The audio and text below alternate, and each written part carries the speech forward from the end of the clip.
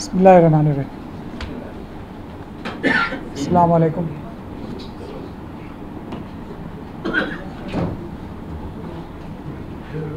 पिछले 2 दिनों से जो मैं हैदराबाद और तेलंगाना में मौजूद हूँ, मिशन सेफ कॉन्स्टिट्यूशन के तेलंगाना चैप्टर और मिशन सेफ वक्फ की जो तहरीक है उसके सिलसिले में जो चीज़ें सामने आई हैं वो बहुत ही हैरत कर देने वाली और अगर अंग्रेज़ी का लफ्ज़ इस्तेमाल किया जाए तो शॉकिंग है वक्फ के सिलसिले से। अब तक जो वक्फ की तहरीर और एक जो तहरीक हम लोग चला रहे थे उसमें मुझे ऐसे लगता था कि दिल्ली और उत्तर प्रदेश, पंजाब ये वक्फ को खुर्द-बुर्द करने में सबसे आगे हैं। लेकिन इस पिछले 2 दिनों में मुझे भी अंदाज़ा नहीं था, बावजूद इसके कि थोड़ी बहुत रिसर्च मैंने पहले भी की थी। और जो तेलंगाना स्टेट की वक्फ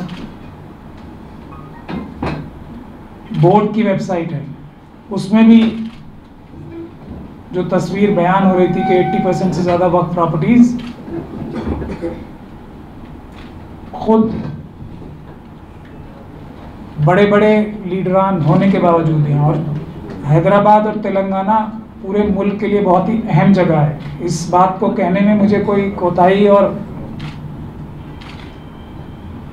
शर्म भी कह लीजिए नहीं है कि तेलंगाना में मुस्लिम क़यादत और बिलखुसूस हैदराबाद में मुस्लिम पॉपुलेशन की स्ट्रेंथ, उसकी सोशल मजबूती और क़यादत ऐसी है कि तेलंगाना और ख़ास तौर पे हैदराबाद की वक्फ की हालात ने पूरे इंडिया में सबको पीछे छोड़ दिया।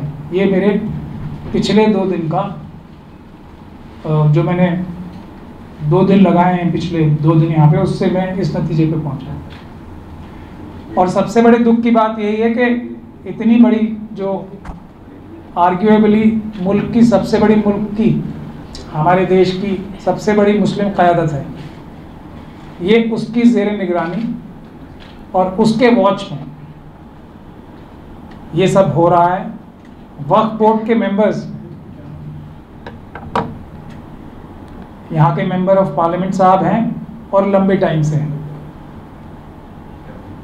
और ज़्यादातर जो एक पॉलिटिकल पार्टी है उससे ताल्लुक़ रखने वाले मेंबर्स मेजॉरिटी में नहीं बल्कि ओवरवेलमिंग मेजॉरिटी में वक्फ बोर्ड में मौजूद रहे हैं लंबे समय से, लंबे टाइम से। तो इसमें जो भी हालात हैं, और देखिए इसमें कोई किसी के लिए कोई बायस्ड बात करने की अब ज़रूरत नहीं है। इसमें जो जिम्मेदार हैं, अच्छे के लिए भी वही जिम्मेदार हैं और बुरे के लिए भी वही जिम्मेदार है। अगर वक्फ में कुछ अच्छा हुआ है तो उन्हीं लोगों को उसका बेनिफिट जाना चाहिए, उन्हीं लोगों की तारीफ होनी चाहिए। और अगर वक्फ का बेड़ा गर्क हुआ है तो उन्हीं लोगों की तरफ हम सब लोगों को उंगली भी उठानी चाहिए और ये भी इंश्योर करना चाहिए कि उनको जिस सज़ा के वो मुस्तहिक हैं, और वो सज़ा छोटी नहीं होनी चाहिए, क्योंकि ये अल्लाह का माल है, अल्लाह की प्रॉपर्टीज़ है, हमारे उन बुज़ुर्गों की प्रॉपर्टीज़ हैं जो शायद आज के हालात को देख पा रहे थे या नहीं देख पा रहे थे, फिर भी उन्होंने इतने वसाइल छोड़े जो हमारे मजहबी काम है उसको करने के लिए और हमारी फलाह बहबूद के लिए, एक एक मुस्लिम कम्युनिटी के, परिवार की या इंसान की फलाह बहबूद के लिए, खुशहाली के लिए, सिर्फ कोई रोज़गार ज़िंदा रहने के लिए नहीं बल्कि खुशहाल ज़िंदगी जीने के लिए, एक जो वक्फ की प्रॉपर्टीज़ अपनी खुद ज़ाती प्रॉपर्टीज़ में से छोड़ी थी, उनके साथ जिन्होंने अमानत में खयानत की है वो सबसे बड़े या बहुत बड़े अमानत में ख़यानत करने वाले हैं। ऐसी ऐसी जगहों से मैं इसी हैदराबाद में होकर आया हूँ जहाँ पुरानी पुरानी कुतुबशाही मस्जिदें ऐसी जिसके लिए मेरे ख्याल से पूरी दुनिया से लोग उसको देखकर ताज्जुब करते हैं, कुली मस्जिद जो है, उसके चारों तरफ जो एक बैंक्वेट माफिया नजर आया मुझे, वो सब वक्फ लैंड माफिया हैं। उससे भी बड़ी बात यह है कि ऐसी कॉन्स्टिट्यूएंसी, एमएलए कॉन्स्टिट्यूएंसी, कॉरपोरेशन, जो कॉरपोरेशन की सीट होती है जहाँ कॉरपोरेटर एक ही पार्टी का है, जहाँ एमएलए एक ही पार्टी का है और जहाँ मेंबर ऑफ पार्लियामेंट भी एक ही पार्टी के हैं, और वो कितने महनाज शख्सियत हैं वो सब जानते हैं, जिनके ऊपर पूरा मुल्क एतमाद करना चाहता है। तो चाहे उनकी नीयत कितनी भी अच्छी हो, लेकिन जो ज़मीन पे नज़र आ रहा है वो टोटल फेलियर है।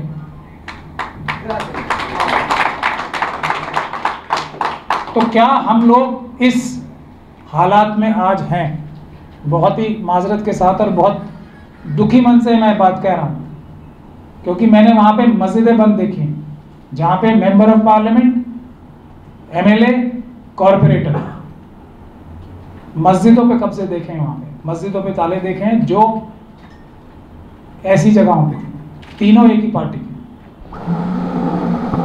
तो इसीलिए दुखी मन से भी, दुखी दिल से भी मैं ये कहने के लिए बहुत मजबूर हूँ कि कुछ ना कुछ आपको और हमको करना पड़ेगा। और ये काम अकेले यहाँ मिशन सेव कॉन्स्टिट्यूशन की जो टीम और जो वॉलंटियर्स हैं, जिसमें से आज यहाँ आए भी हैं और बहुत सारे लोग ऑनलाइन भी जुड़े हुए हैं, उनसे काम नहीं होगा। क्योंकि दो वजह हो सकती हैं इसकी। पहली जो मैंने आपको बताया कि इनकॉम्पिटेंस, करने के लायक ही नहीं। इतने लंबे टाइम के बावजूद भी अगर ऐसी जगहों पे जहाँ कॉरपोरेटर से लेके मेंबर ऑफ पार्लियामेंट एक पार्टी के हैं, तो इसका मतलब वो करने के लायक नहीं है, उनसे हो नहीं रहा। या दूसरी वजह,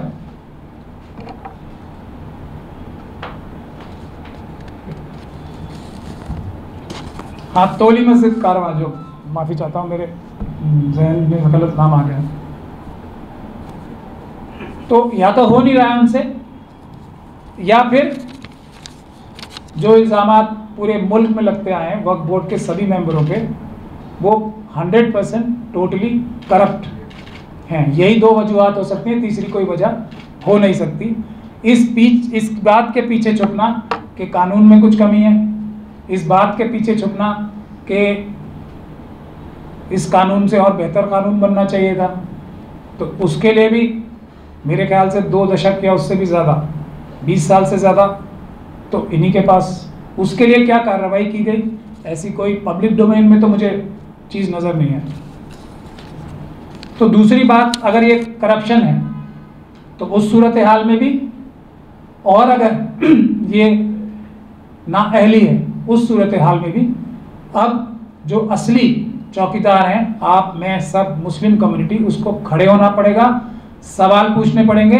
अगर हम ऐसा नहीं करेंगे तो मेरे ख्याल से हम सब लोग जवाबदेह होंगे इस दुनिया में उन मजलूमों को जिन्हें मैं आज देख के आया हूँ, जो हमारी माएँ बहनें। और मुझे यहाँ ये पता लगा है कि यहाँ सूदखोरी का बहुत ज़बरदस्त काम हो रहा है उन्हीं इलाकों में जहाँ हमारी माएँ बहनें अपने जेवर गिरवी रख के मोटे सूद को देकर अपने बच्चों का पेट पाल रही हैं। क्या ये भी नाअहली है? मुझे ये भी बताया गया आज 1400 स्कूल उर्दू मीडियम,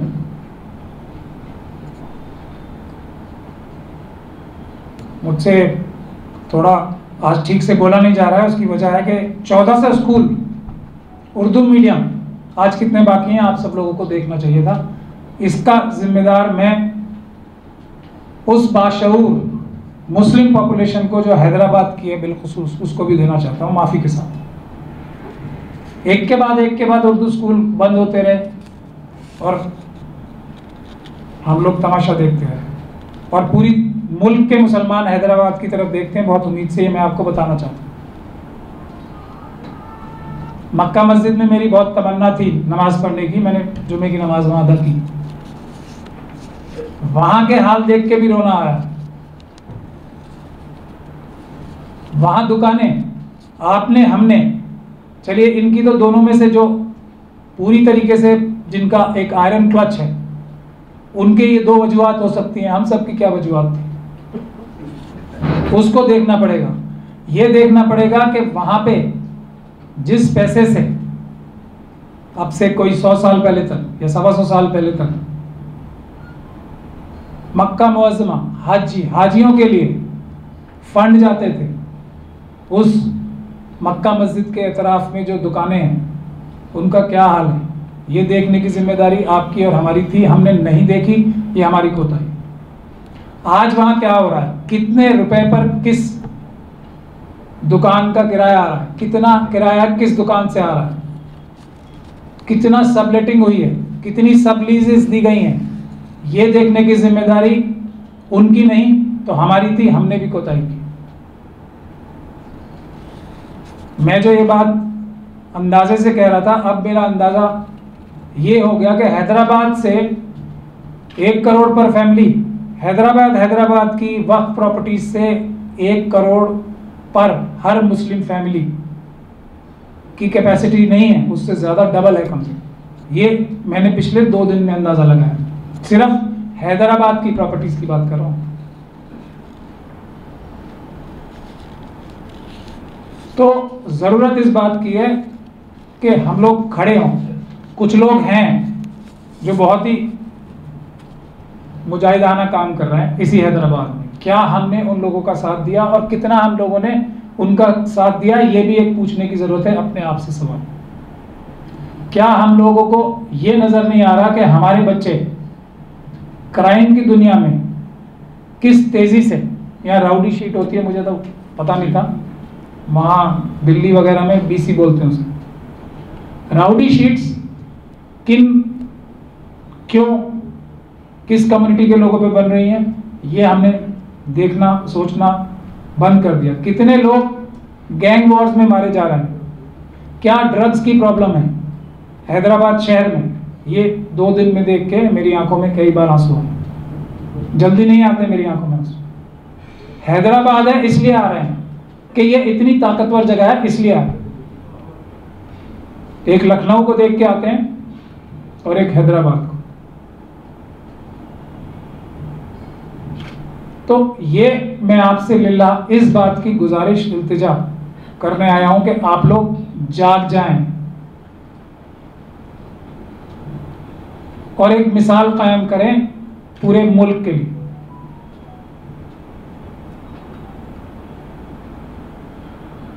मतलब इतनी हैरानी की बात है, सैकड़ों एकड़, हजारों एकड़ एक एक वक्त में। कल रात को हम 2-2:30 बजे एयरपोर्ट गए थे। क्या हम में से कितने लोगों ने उन लोगों को मुबारकबाद पेश की, उनके जाके गले मिले जो हर जुमे के दिन और 5 वक्त एयरपोर्ट पे नमाज पढ़ रहे हैं, वो इमाम, उनसे जाके हम कितने लोग मिले, उनको कितने लोगों ने कहा कि आप हमारे अच्छे कायद हो, जो वहाँ पे 5 वक्त नमाज पढ़ा रहे हैं, उनके ऊपर क्या क्या खतरात आ रहे होंगे, कितनी उनको मुसीबतें आ रही होंगी। हम में से कितने लोगों ने जाके उनका हाल पूछा। ये सेल्फ इंट्रोस्पेक्शन करने की ज़रूरत है, क्योंकि वक्फ बोर्ड के लोग हमारे नौकर हैं। MP, MLA, CO, बाकी दीगर जो भी वहाँ के ऑफिस बेरर्स हैं, वो हमारे नौकर हैं। हमने जाके उनको किस तरीके से सुपरवाइज किया, क्यों हमने छूट दी उन्हें चोरी करने की, ये सोचने का वक्त। और ऐसे लोगों को हीरोज वेलकम देने की ज़रूरत है। मैं आप सब लोगों से गुजारिश करूंगा कि कुछ ना कुछ उनका इस्तकबाल किया जाए, जो एक नौजवान वहाँ पे इमामत करते हैं 5 वक्त। अगली बार आऊँगा इंशाल्लाह तो मैं वहाँ नमाज ज़रूर पढ़ूँ।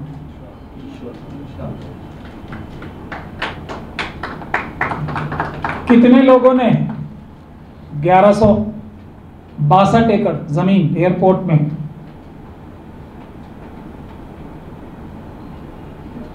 चेक की जाके।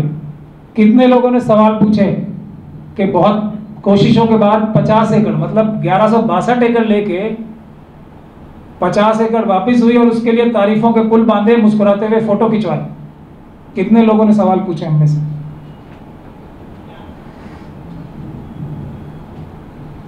और वो 50 एकड़ भी कहाँ जा रही है? कल रात को 2:30 बजे मुझे जो वहाँ के हालात नजर आए, 2:30 बजे मैं वहाँ ऊपर तक चढ़ के फोटो और वीडियो इसलिए बनवा के आया वहाँ पे कि ये भी मिटा ना दिए जाए कि ये 50 एकड़ भी वक्फ की है। 1162 एकड़ में से 50 एकड़ जो बची है, कितने लोग उसका ध्यान रख रहे हैं? तो अब इसे जो लोग जिम्मेदार हैं, मेरी ये तजवीज़ है और आप लोगों की मर्जी और इजाज़त से वो तजवीज़ मैं रखना चाहता हूँ माफ़ी के साथ कि हम लोगों ने 16 जुलाई के लिए एक 1 मार्च का ऐलान कर दिया। तो इसको वार्निंग की शक्ल में ले लें, इसको इल्तिजा की शक्ल में ले लें, इसको गुजारिश की शक्ल में ले लें, या इसको पेशेंट गोई की शक्ल में ले लें। चंचल गौड़ा जेल जो है इन सभी जिम्मेदारान का इंतजार कर रही है, और अगर वो भर जाएगी तो उसके अलावा दूसरी जेलें में।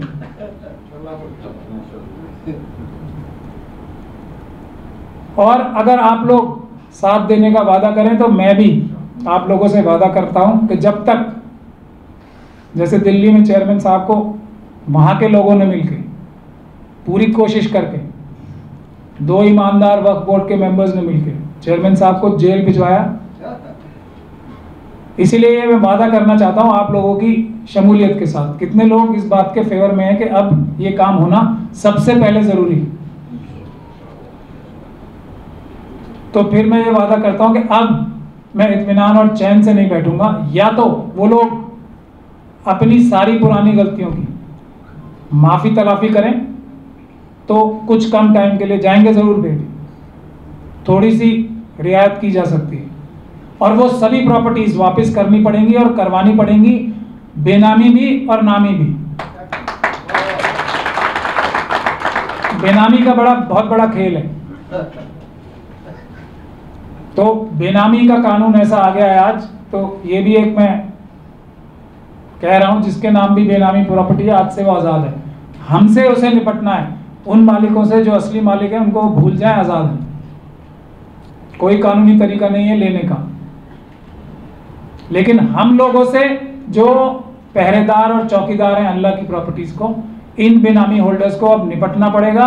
हमसे बचना है तो अपने ओरिजिनल ओनर्स का नाम पब्लिकली बताना पड़ेगा, नहीं तो चंचलगुड़ा, तिहाड़ से चंचलगुड़ा तक का सफ़र अब तेलंगाना में इंशाल्लाह आज से शुरू हो गया। 1 इंच वक्फ की ज़मीन मैं आप लोगों से ये वादा चाहता हूँ, सभी लोगों से, और जो लोग यहाँ मौजूद हैं उन्हें अब कुछ ना कुछ टाइम, और जो लोग मुझे सुन रहे हैं कुछ ना कुछ टाइम ज़रूर देना पड़ेगा। अगर अल्लाह के वास्ते करेंगे तो बड़ा फ़ायदा मिलेगा, दुनिया के लिए भी अगर सोच के करेंगे तो हर एक परिवार करोड़पति हो। इससे अच्छा बिजनेस और धंधा भी कोई नहीं है। मैं थोड़ा क्रूड लफ्ज़ों में ये भी कहता, और वो जायज़ है, वो नाजायज़ भी नहीं, वो जिम्मेदारी भी है और वो जायज़ भी है।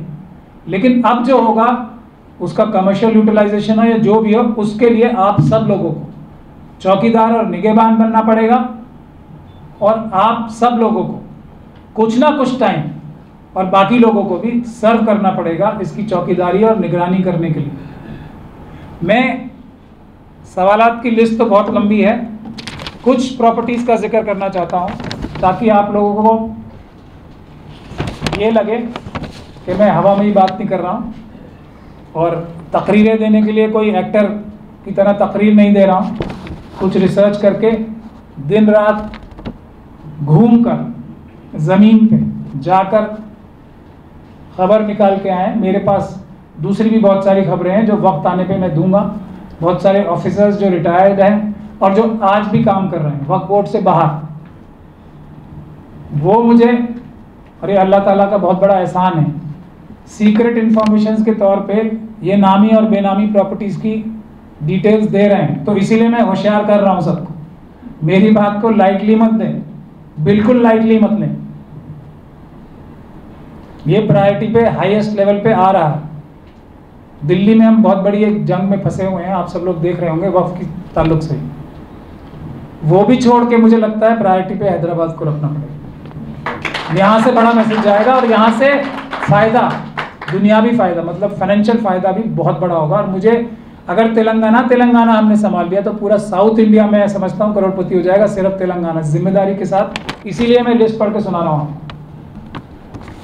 दरगाह हज़रत हुसैन शाह वली रहमतुल्लाह अलैह 1898 एकड़ में ये मुंतखब, और गुंडापल्ली में 300 एकड़। इसीलिए ये लिस्ट पढ़ के सुना रहा हूँ। और मैं वो लिस्ट आपको नहीं बता रहा हूँ, वो आप खुद देख सकते हैं जाके, जो खुद वक्फ बोर्ड की वेबसाइट पे, वो मैं बता नहीं रहा हूँ।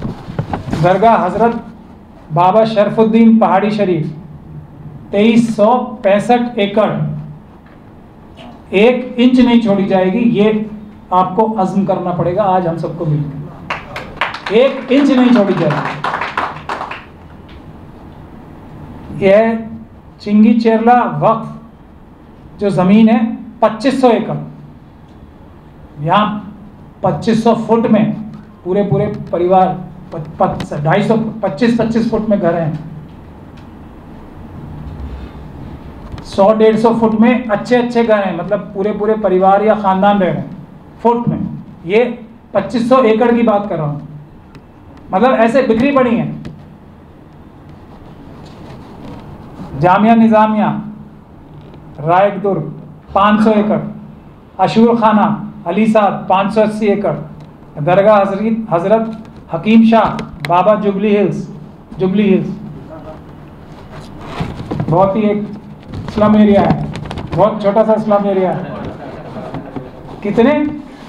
323 एकड़, फुट नहीं एकड़। मस्जिद अलमास चौटुपल 439 एकड़, 439 4 नहीं, मेरे पास ओरिजिनल रिकॉर्ड है, मेरा खानदान उसका मुतवली है। मैं तो देखिए ये हर महीने जाके आके मेरी रिसर्च भी फेल होगी, इस पे मैं आने वाला था। ये हमारी रिसर्च है, ये फेल हो गई, और इसके लिए मैं बहुत खुश हूँ कि इतनी ज़बरदस्त फेल हुई है कि मैं सिर्फ 439 एकड़ बता रहा हूँ, आप 4000 एकड़ बता रहे हैं। 1 सिफर गायब। और मैं भी अपने आप को बहुत होशियार समझता हूँ, देख लीजिए।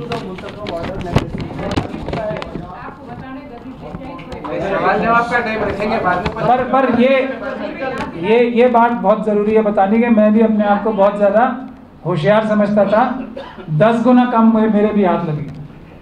तो ये एक तरह से खुशी की भी बात कि इतनी मेहनत करके, या जो भी हमारे पास थोड़ा बहुत दिमाग है, तब भी हम जो फाइंड आउट कर पाए उससे 10 गुना ज़्यादा ऐसे चुटकी बजाते हासिल हो सकता है।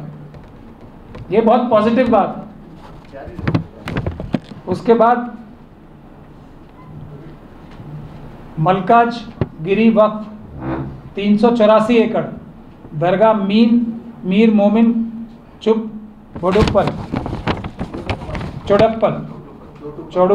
छोटुप्पल, जहाँ हम अभी होके आए हैं, 400 एकड़, दरगाह ये करमलगुडा सरूर नगर 1200 एकड़, दरगाह शाह राजू खत्ताल हुसैनी 528 एकड़। अल्लाह करे ये भी सब मल्टीप्लाइड बाई 10 हो जाए। थोड़ी सी मेहनत करनी पड़ेगी, कुछ तो हो ही जाएंगे इंशाल्लाह। मुस्लिम मैटरनिटी हॉस्पिटल महेश्वरम 442 एकड़, दरगाह हज़रत मखदूम बियाबानी अलूर 1265 एकड़, ईदगाह घोटाला बेगमपेट, उस पर मैं पिछली बार गया था, 90 एकड़ 17 को, वो भी बहुत छोटा सा स्लम एरिया है, वहाँ पे बहुत ही सस्ती लैंड है। हैदराबाद ये सब देखिए ना, हैदराबाद जू पार्क वो भी स्लम एरिया में ही है, 62 एकड़। तोली मस्जिद कारवां 27 एकड़ 30 गुंठा, राजीव गांधी इंटरनेशनल एयरपोर्ट 1162, वो मैंने आपको बता ही दिया। मस्जिद कला कुलसुमपुरा 7,565 एकड़। Total land in villages under अब मस्जिद, ये उसकी ब्रेकअप भी है मेरे पास। तकिया गुलाम हुसैन 4 एकड़, ये पुट्टी बाउली, कुल मिला के 77,000 एकड़। 1 किलोमीटर पे मस्जिद आना था 16 एकड़। देखिए कैसे, 1 किलोमीटर। मैं यही कह रहा हूँ ना आपसे, यही मेरा पॉइंट है कि हर एक आदमी यहाँ बैठ के कुछ ना कुछ, और फुट में नहीं, गज में नहीं, एकड़ में बता पा रहा है। 16 एकड़, 500 एकड़, 2000 एकड़। किसी और काम को करने की ज़रूरत है। हमारा कोई भी बिजनेस जरिया माश इससे अच्छा हो सकता है, और जो जायज़ है, जिसमें दीन भी सुधरेगा और दुनिया भी सुधरेगी, और लोगों के लिए, पूरे मुल्क के लिए मिसाल भी बनेगी। फाइनेंशियल सिक्योरिटी देख लीजिए, बाकी सारी जो सिक्योरिटीज़ आ रही हैं उसमें फाइनेंशियल सिक्योरिटी बहुत अहम है। चारों तरफ से जो हमले होंगे और हो रहे हैं, उसमें फाइनेंशियल सिक्योरिटी बहुत अहम है। और सबसे आसान काम हमें, अगर थोड़ी बहुत अगर आसानी और मुश्किल भी देखा जाए, तो अगर हम किसी सरकार के खिलाफ, ये इसीलिए भी बहुत आसान है ना, और इसीलिए तेलंगाना और हैदराबाद बहुत आसान है, बहुत इम्पोर्टेंट भी और बहुत आसान भी। इसमें कंट्रोल करने वाली जो लोग हैं वो कौन है? वो हमारे अपने हैं। उनके खिलाफ एहतजाज करना ज़्यादा खतरे का काम नहीं है। बहुत प्रैक्टिकल बात बता रहा हूँ। कहीं अगर डायरेक्ट नागपुर वालों से सीधा मुकाबला होगा तो वहाँ चोट लगने के ज़्यादा गुंजाइश है। दिल्ली में ज़्यादा चोट लगेगी हमें। मैं ये बहुत प्रैक्टिकल बात कर रहा हूँ। यहाँ अगर हमें चोट लगाएंगे तो ज़्यादा नुकसान उन्हीं का होगा। तो मारेंगे भी तो सोच समझ के मारेंगे। ज़्यादा खून निकला तो उनके लिए नेगेटिव पब्लिसिटी बहुत बड़ी होगी। तो इसीलिए बहुत प्रैक्टिकल बात मैं कर रहा हूँ। यहाँ से जो तहरीक अब चलेगी उसका पूरे इंडिया में गूंज जानी चाहिए, ऐसी मैं गुजारिश करना चाहता हूँ। अब मैं कुछ प्रैक्टिकल एस्पेक्ट्स पे बात करना चाहता हूँ कि बहुत, मैंने अभी शिकागो से सवाल पूछा गया और जवाब भी देखा, वक्त के बारे में पूछा गया, और मुझे बहुत खुशी है कि शिकागो तक लोग बेदार हो रहे हैं वक्त के सिलसिले में। जवाब जो आया कि वकीलों की टीम बना रहे हैं, बैरिस्टर जो हाईएस्ट लेवल, जो अभी ये जो ज़ायनिस्ट तरीका है ना एडवोकेसी का, उसमें बैरिस्टर की जो डिग्री है वो हाईएस्ट डिग्री है। मैं तो छोटा सा अपना सा एक एडवोकेट ही, बैरिस्टर की डिग्री जो है वो हाईएस्ट है। तो बैरिस्टर साहब ने फरमाया कि वो एक एक्सपर्ट वकीलों की टीम बनाना चाहते हैं। तो मेरी गुजारिश ये है कि ये बैरिस्टर साहब की पर्सनल नॉलेज में भी है कि मौलाना वली रहमानी, अब अल्लाह उन्हें जन्नत नसीब करवाया, जब वो वक्त ये पर्सनल लॉ बोर्ड में थे तो उन्होंने मुझे एज ए वकील पर्सनल लॉ बोर्ड में लिया था। और ये वक्फ एक्ट 2013 बनाने में मेरा भी कंट्रीब्यूशन। ये थोड़ा मैं बैरिस्टर साहब को इम्प्रेस करने के लिए अपना सीवी याद दिला रहा हूँ। ये 2013 का एक्ट जो है उसमें ज़्यादातर सजेशंस वली रहमानी साहब को मैंने 2 या 3 रातों में बना के दिए। हालांकि इसके अलावा भी एक पब्लिक प्रीमिसेस एक्ट का भी एक ड्राफ्ट बना के दिया था, लेकिन वो उस टाइम मंजूर हो नहीं पाया। नहीं तो जो एंडाउमेंट एक्ट और कमिश्नरेट की बात आ रही है वो भी सॉल्व हो जाता। खैर, तो मैं ये कहना चाहता हूँ कि जितना भी अदना सा, और वक्फ के बहुत सारे मुकदमे में ऑल ओवर द कंट्री जीता भी हूँ, अगर वो चाहें तो मैं अपनी सीवी बना के पेश कर सकता हूँ। मुद्दा ये है कि मैं अपनी सर्विसेज उस लीगल टीम में उसका सबसे छोटा मेंबर बन के पेश करना चाहता हूँ उस टीम का। और ये काम जल्दी से जल्दी कर दें, आज या कल में ही कर दें। मैं अपना काम उनके सामने पेश करके उनसे शाबाशी हासिल करने के लिए बेकरार हूँ। कुछ तो मैंने कर भी लिया ऑलरेडी। तो ये जो कमिश्नरेट बनाने की बात है, इसलिए मैं और थोड़े नंबर ले लूँ और अपनी शाबाशी की कोशिश और कर लूँ कि अभी मेरी किसी ऑफिसर से बात हुई थी, इन्होंने बहुत अच्छी सलाह दी है, वो कुछ टाइम के लिए गवर्नमेंट ने इम्प्लीमेंट भी की थी, तेलंगाना गवर्नमेंट। तो ये कमिश्नरेट की बात है। कमिश्नरेट जैसी ताकतें, अभी बुनियादी प्रॉब्लम वक्फ एक्ट में क्या है कि सरकारी अफसर के पास, एसडीएम के पास या डीएम के पास, कलेक्टर के पास जाना पड़ेगा वक्फ की एनक्रोचमेंट हटाने के लिए, जिसकी वो शिकागो में तस्करा भी कर रहे थे कि इसके लिए वो देख रहे हैं। 23 साल हो गए देख रहे हैं, उसके बारे में बहुत फिक्रमंद है। 23 साल की लंबी फिक्रमंदी के बाद जो देखा जा रहा है उसमें, और वो सही चिंता है, अच्छी चिंता है, प्रैक्टिकल चिंता भी है। तो उन्होंने ये कहा था कि ये कमिश्नरेट बनना चाहिए। तो मैं जब तक कमिश्नरेट बनेगा बहुत अच्छी बात है, हम सब लोग खुशी होंगे, लेकिन टीम ऑफ लॉयर्स में जगह बनाने की कोशिश जारी रखता हूँ। तो एक सीनियर ऑफिसर ने मैं नाम अभी उनसे इजाज़त नहीं ली, इसलिए उनका डिस्क्लोज नहीं कर रहा हूँ। उन्होंने बताया कि तेलंगाना एक ऐसी स्टेट है जहाँ पर जो ये डायरेक्शंस या पावर कलेक्टर साहब को, एसडीएम साहब को या डीएम साहब को अवेलेबल हैं, वक्फ के सीईओ को या वक्फ के पास मौजूद नहीं है। उसका एक दूसरा रास्ता अच्छा निकाला गया था, और वो रास्ता ये था कि वक्फ बोर्ड में ही कुछ ऑफिसर्स को एसडीएम लेवल के अपॉइंट कर लिया जाए परमानेंट, और उनके पास वो सारी ताकतें ऑब्वियसली होती ही हैं, तो वो खुद एसडीएम बन के सीईओ साहब के या वक्फ बोर्ड के ऑर्डर्स को इम्प्लीमेंट कराने की ताकत भी वक्फ बोर्ड के पास ही आ जाएगी। तो ये खुद तेलंगाना का ही 2007 का एग्जाम्पल है, जो गवर्नमेंट ऑर्डर भी हो चुका था इस बारे। तो ये भी एक बहुत अच्छा रास्ता है। दूसरा, जो वक्फ एक्ट है उसको अगर हम लोग ध्यान से पढ़ेंगे तो अब भी अगर, तो शायद ऐसा कोई कानून आ जाएगा जो हम 6 महीने में या 2 दिन में या 5 दिन में खाली करा पाएँ, तो उसके लिए हमें मुसलसल कोशिश करती रहनी चाहिए। लेकिन आज का भी जो कानून है उसमें अगर मेहनत करके काम किया जाए तो मुझे नहीं लगता कि 1 साल, 2 साल, 3 साल, मैक्सिमम 4-5 साल में तो फैसला या जो प्रोसीजर है, वक्फ ट्राइब्यूनल्स भी हैं, उसके हिसाब से आ ही जाना चाहिए अब भी।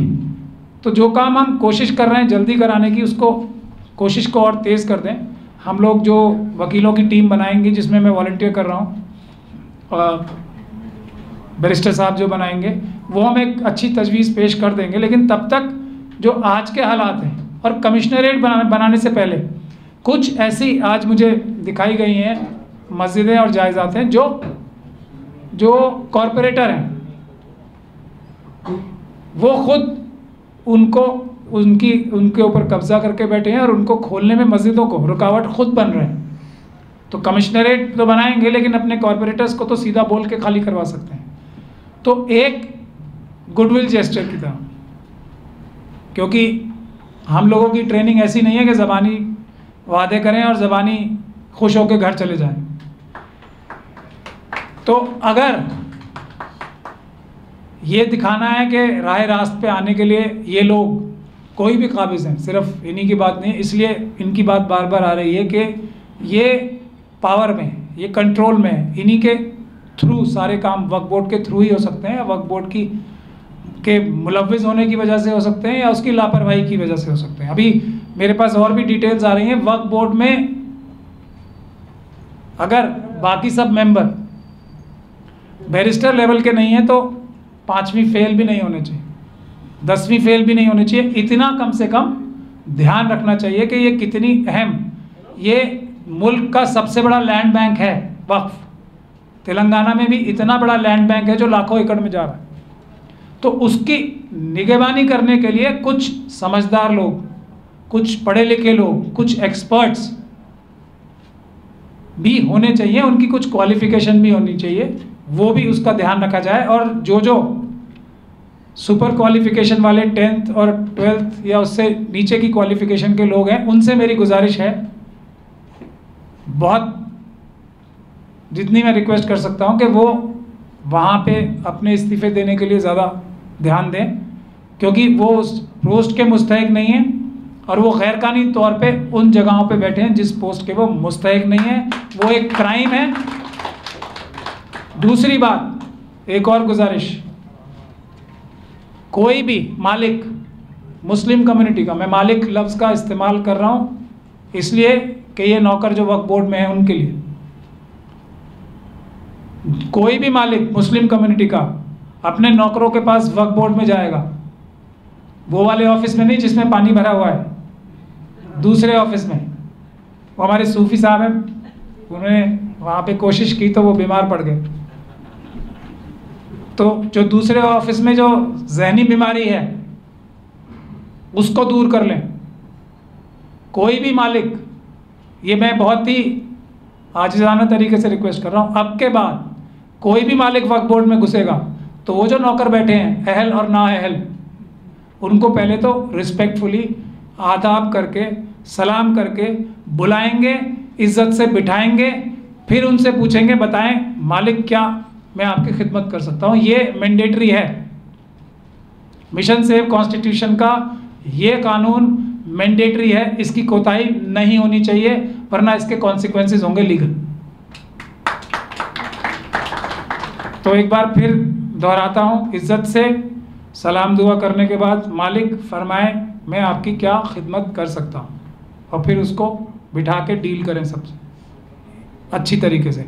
दूसरा, एक ताला लगा हुआ है, वो ताला खोल दें और जो इन्फॉर्मेशन है जिसकी जिम्मेदारी सीईओ साहब के ऊपर है कि इन्फॉर्मेशन प्रोवाइड करने की सारी मुस्लिम कम्युनिटी को और कनेक्टेड लोगों को, जिम्मेदारी सीईओ साहब की है। वक्फ एक्ट के तहत पढ़ लें, वक्फ एक्ट पढ़ने से भी कई बार फ़ायदा होता है।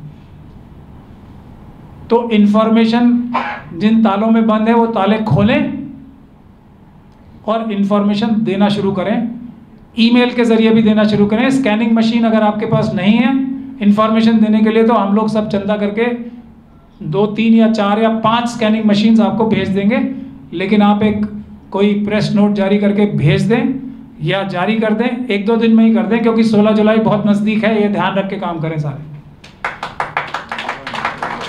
अगर वक्फ बोर्ड के पास इंफॉर्मेशन देने के लिए ई इंफॉर्मेशन प्रिंटिंग मशीन्स कम पड़ गई हैं तो हम लोग सब चंदा करके 5-5 स्कैनर्स, कलर्ड स्कैनर्स बढ़िया वाले वो, और प्रिंटिंग मशीन्स और रेगुलर सप्लाई ऑफ इंक हम करने के लिए तैयार हैं। ई कॉपीज़ और फिजिकल कॉपीज़ देना शुरू कर दें। ये बहुत अहम बात है, तालों में इंफॉर्मेशन नहीं रख सकते, वो गुनाह अपराध है। उससे ये साबित होता है कि आप चोरी कर रहे हैं और अपना जुर्म छुपाने के लिए अपने जुर्म के जो सबूत हैं उनको तालों में बंद कर रहे हैं। ऐसा एक इम्प्रेशन जाता है, उसको दूर करने की कोशिश करें। सीईओ साहब को मैं बार बार रिक्वेस्ट कर रहा हूँ, मैंने पहले भी की है, कल भी की थी, कोई भी चेयरमैन बच जाएगा, कोई भी मेंबर बच जाएगा, कोई ना कोई बहाना करके, सीईओ नहीं बचेगा। किसी भी गलत काम से जो वक्फ बोर्ड के किसी भी अधिकारी द्वारा हुआ है, अगर सीईओ साहब ने उस पर एक्शन नहीं लिया, इतनी ताकत है सीईओ साहब की, तो वो नहीं बचेंगे, बाकी कोई भी बच जाएगा। ध्यान रख लें इस बात का, नहीं तो दुनिया में बहुत अच्छी अच्छी नौकरियां हैं, तलाश करें। लेकिन सीईओ साहब की जिम्मेदारी है ये कि वक्फ बोर्ड ठीक से काम करना शुरू कर दे, और 16 तारीख से जितनी पहले होगा उतना अच्छा होगा। 16 तारीख में मेरे ख्याल से पूरा 1 महीना बचा है आज। आगे उसके बाद ये हम अब मालिकों से गुजारिश करना चाहते हैं, वक्फ बोर्ड के जो नौकर हैं उनके मालिकों से और अल्लाह ताला के चौकीदारों से, अपने अपने घरों के चारों तरफ नज़र घुमाएं। हम लोग भी मदद करेंगे, वक्तन फ़वक्तन हम सोशल मीडिया के ज़रिए जो जो इन्फॉर्मेशन हमारे पास आएगी, हम गज़ट नोटिफिकेशन ये सब पब्लिक डोमेन में हम खुद ही डालेंगे अपनी वेबसाइट पे। हम तलाश कर रहे हैं गज़ट नोटिफिकेशंस, और जितने सबूत हमारे हाथ लगते हैं जिस भी प्रॉपर्टी के, वो सब हम पब्लिक डोमेन में वेबसाइट पे डालेंगे, क्योंकि ये काम सेंट्रल वक्फ काउंसिल ने बहुत सालों से उठा रखा है, उसमें बहुत सारे पैसे, करोड़ों रुपए खर्च हो चुके हैं। हर एक स्टेट में कागज़ों पे तो ये काम पूरा भी हो चुका है, तो फिर भी वो नहीं कर रहे, तो ऐसा हम कहें कि हम भी नहीं करेंगे। तो हम अपने लेवल पे ही जो भी इंफॉर्मेशन हमें मिलेगी वो हम स्कैन करके डालते रहेंगे। अब जिम्मेदारी जो अल्लाह के चौकीदारों की, वो ये है कि कुछ अपने आप अपने घरों के आसपास की प्रॉपर्टीज़ आइडेंटिफाई करें, उसकी तहकीकात करें और उसके लिए एक टीम बना के इलाके की उस पर कार्रवाई करें। हम लोगों की मदद की ज़रूरत है तो हमारे कॉन्टैक्ट नंबर्स और हमारे दूसरे कोऑर्डिनेट्स आपके पास हैं ही, नहीं तो उसकी हम और भी पब्लिसिटी, और ये एक फ्लायर भी मेरे ख्याल से सब जगह जा रहा है, इसको ज़्यादा से ज़्यादा सोशल मीडिया पे भी फैलाने की कोशिश करें और फिज़िकली भी इसको मैं गुजारिश करूँगा कि इसकी कॉपीज़ खुद भी बनवाएं और आगे इसको फैलाएं बात को, क्योंकि अभी हैदराबाद में तो कुछ हद तक बेदारी आई है, लेकिन गांव में जहां एक और बड़ी लड़ाई है वहां पे अभी इसकी बेदारी नहीं आई है। वहां पे भी बहुत लोग बहुत अच्छा काम भी कर रहे हैं। एक मैं आपको ये खुशखबरी देना चाहता हूं कि कुछ लोग इतना अच्छा काम कर रहे हैं कि शायद वो तारीफ़ के लायक है, उसकी भरपूर तारीफ़ होनी चाहिए। और जो लोग अच्छा काम करेंगे कोई भी वक्फ प्रॉपर्टी छुड़ाने के लिए, बचाने के लिए, ना सिर्फ हम उन्हें, जो हम वकीलों की टीम तैयार कर रहे हैं और उसका एक शकील साहब का एड्रेस भी हम लोग अभी शाया कर देंगे, जब तक हम अपना कोई और परमानेंट इंतज़ाम नहीं कर पा रहे तब तक शकील साहब के ऑफिस में ही सब अपने डॉक्यूमेंटेशन भी दें। और हम जो कंप्लेंट्स करनी है क्रिमिनल और वक्फ ट्राइब्यूनल में भी, उसका भी हम फॉर्मेट बना के पब्लिक डोमेन में डालेंगे, ताकि आप लोगों को गांव के लेवल पे, अपने मोहल्लों के लेवल पे वक्फ प्रॉपर्टीज़ की हिफाजत करके उसकी हिफाजत करने के लिए एक शुरुआती काम करने के लिए तो शुरू कर ही दें। उसके बाद हम लोगों की मदद या अपने लोकल लेवल पे भी जो वकील हैं उनकी भी मदद लेने का आपको गुंजाइश फिर रहती है। तो ये काम भी हम शुरू करने वाले हैं। तो इसीलिए ज़्यादा से ज़्यादा ज़रूरत है कि लोग अपने अपने आसपास देखें, वक्फ की प्रॉपर्टी आइडेंटिफाई करें, उसके पीछे लग जाएं फिर कि जब तक वो पूरी तरीके से सेफ़ नहीं हो जाती, और उसका फिर कोई आगे एक ऐसा इस्तेमाल जो कि ट्रांसपेरेंट हो, एकदम साफ़ हो, सबके सामने हो, उसका कोई ऐसा इस्तेमाल जो मजहबी वाकिफ़ की मंशा थी वो भी पूरी होती रहे, और उससे जो दूसरी मंशा वाकिफ़ों की ज़्यादा धरती के गरीबों का और जो मुस्तहिक हैं उनका फ़ायदा हो सके, वो भी ट्रांसपेरेंटली और सबको इक्वल अपॉर्चुनिटी दे के। ये बहुत अहम है, जो जितना बड़ा मुस्तहिक है उसका नंबर पहले आना चाहिए और सबके सामने होना चाहिए। जो भी बंद कमरे में चीज़ होगी वो चोरी ही होगी, वो ईमानदारी से नहीं होगी। ऐसा फार्मूला हमें बना के चलना पड़ेगा इन कामों में। तो कम से कम अगर एक प्रॉपर्टी रिलीज़ कराई गई, कुछ उसकी एक कमेटी है, वो पूरे सबके सामने टेंडर के ज़रिए या दूसरे ज़रियों से उस काम को अंजाम दे, और फिर कुरानंदाजी के ज़रिए से जिसका भी नंबर आता है, और जो भी अगर कोई कमर्शियल प्रॉपर्टीज़ डेवलप होती हैं तो उसमें भी पूरे एक ट्रांसपेरेंट तरीके से ईमानदारी से करें। ईमानदारी से करें क्योंकि जगहें इतनी हैं, लोग कम पड़ जाएंगे। ये भी बात मैं आपको पूरी जिम्मेदारी से कह रहा हूँ, लोग कम पड़ जाएंगे, जगहें इतनी हैं। ज़रूरत इस बात की है कि हम अब दिन रात इस काम के पीछे लग जाएं।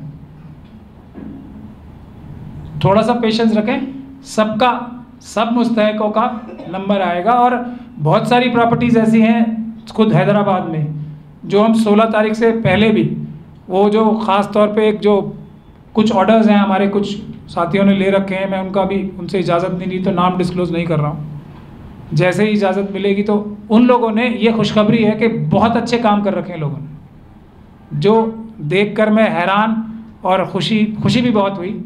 इतनी बड़ी बड़ी जंगें लड़के, इतने बड़े बड़े एक तरीके से जेलों में जाके लड़ाइयाँ करके ज़बरदस्ती अपने आप को राउडी शीटर्स बनवा के भी लोगों ने वक्फ की प्रॉपर्टीज़ की हिफाजत की है।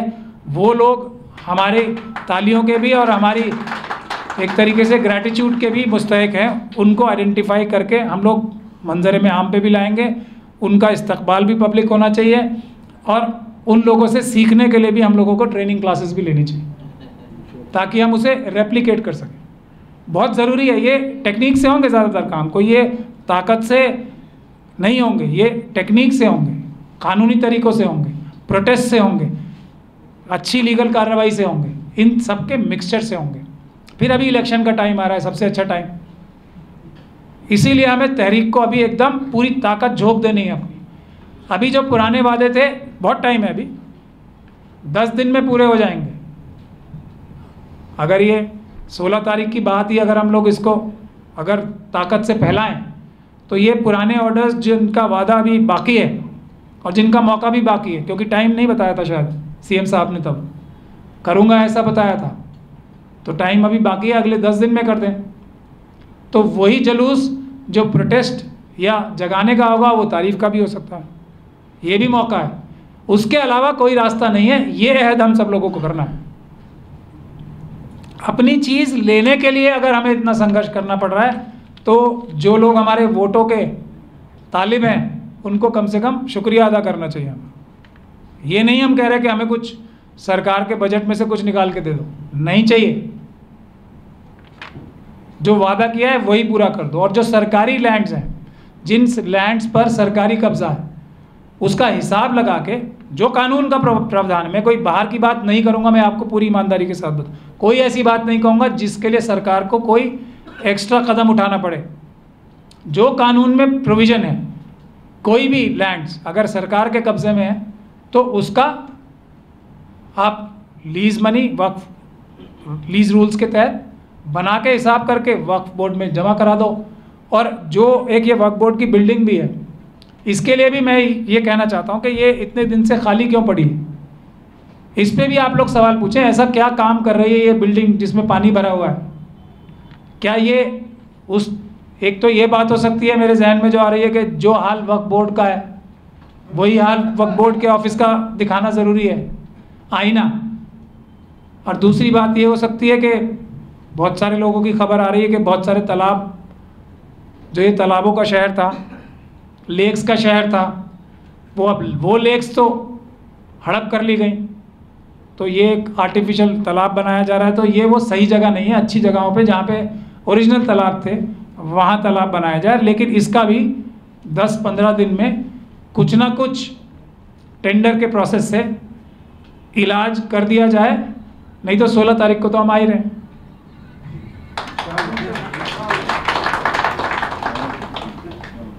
तो यही मेरी कुछ बुनियादी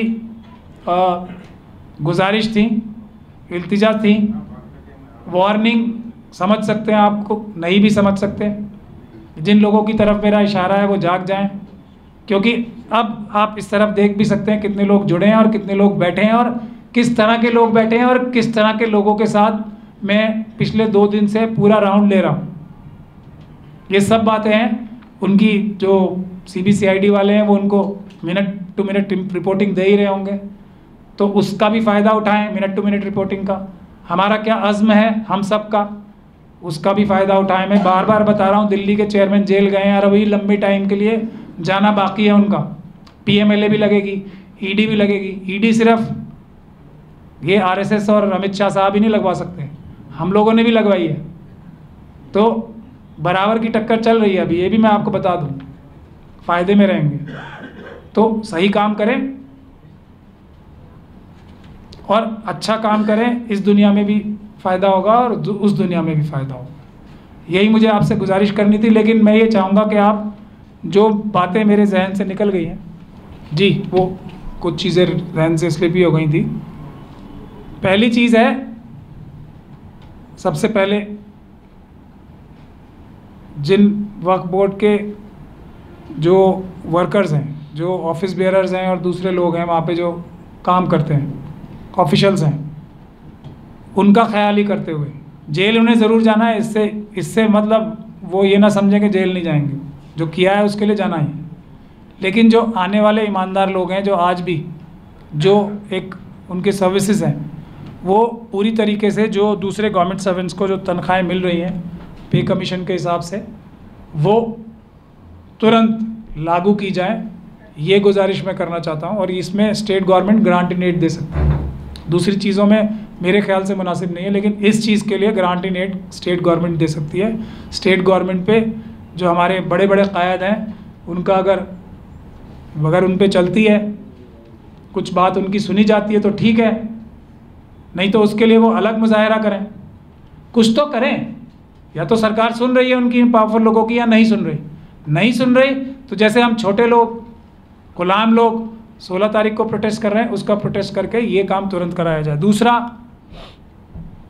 इमामों की तनख्वाह, मुअज्जिनों की तनख्वाह मुनासिब होनी चाहिए और अच्छी मुनासिब होनी चाहिए। ये 5,000 से काम चलने वाला नहीं है। वक्फ की ताकत है इतनी कि वो दे सकती है, सिर्फ बेईमानी और चोरी बंद करनी है और कुछ लोगों को बुला के कहना है कि कितना माल कमाया उसमें से कुछ डिपॉजिट करा दो तो अच्छा रहेगा। और उसके लिए एक होर्डिंग एक और भी ज़रिया है जिससे इमामों की तनख्वाह, होर्डिंग्स का भी काम ट्रांसपेरेंटली कल से शुरू कर दे तो मुझे लगता है अगले महीने से इमामों की तनख्वाह 2-2, 4-4 गुना बढ़ जाएगी ऑटोमेटिकली। सिर्फ होर्डिंग्स के लिए मैं सलाह देने वाला वैसे हूँ नहीं कोई, लेकिन फिर भी क्योंकि अभी एक नौकरी की तलाश में हूँ वो लीगल पोस्ट की, तो सलाह बहुत सारी दे रहा हूँ।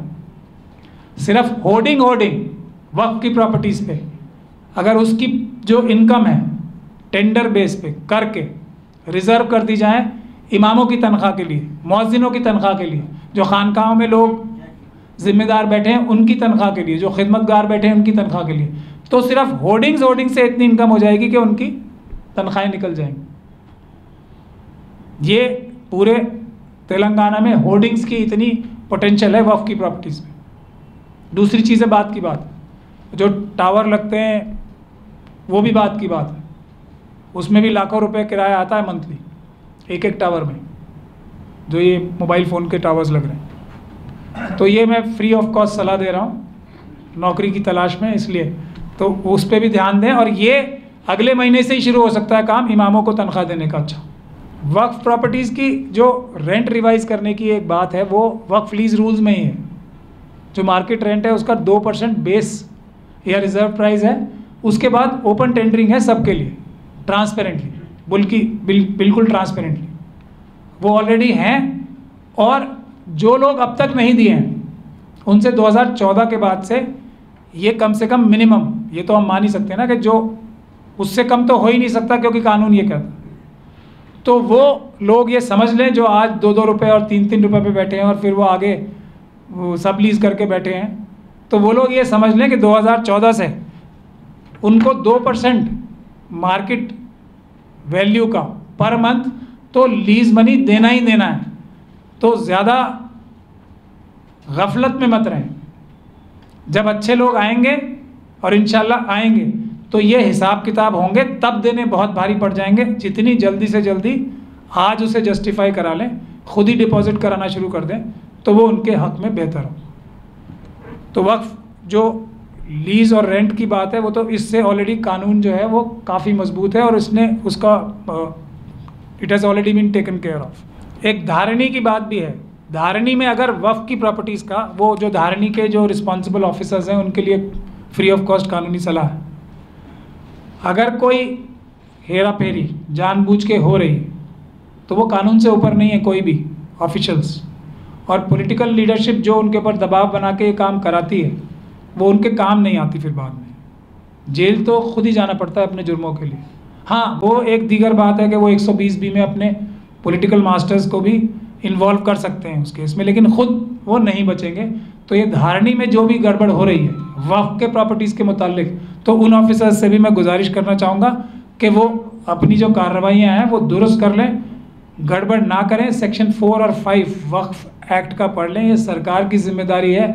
जो प्रॉपर्टीज़ कम से कम गजट नोटिफाइड हो गई हैं उनको रेवेन्यू रिकॉर्ड्स में चढ़ाना सरकार की जिम्मेदारी है। और फिर रेवेन्यू रिकॉर्ड्स में जब एक बार चढ़ गई तो धारणी में ऑटोमेटिक उनको आ जाना चाहिए।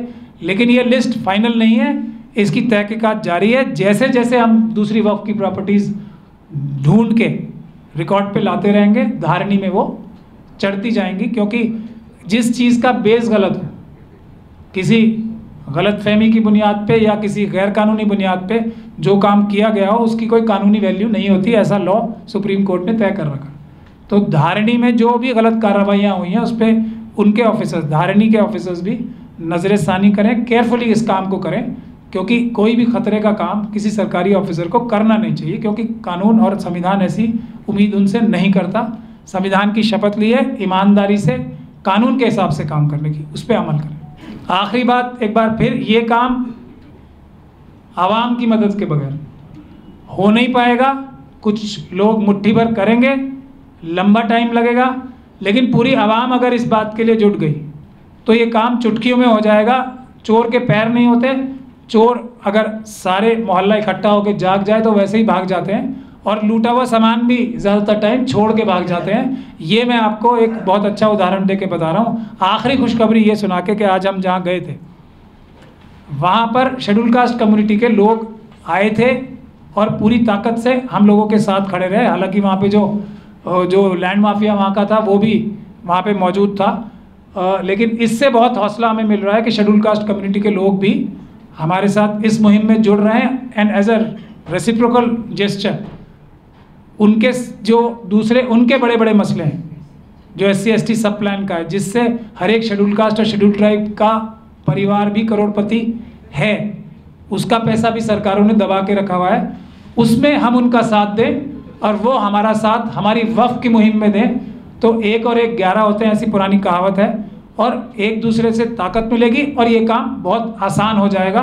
तो ये भी एक अच्छी मैं आपको खुशखबरी सुना रहा हूँ। आप भी लोग इस काम में जो शेड्यूल कास्ट कम्युनिटी के लोग हैं उनको जोड़ें। हम उनके लिए जो SC/ST सब प्लान का जो तहरीक है वो भी शुरू करेंगे। हम मिलके उनकी मदद करेंगे, वो मिलके हमारी मदद करें। मुझे अपनी बात यहीं तक कहनी थी। वो आखिर दावाना अल्हम्दुलिल्लाह रब्बिल आलमीन।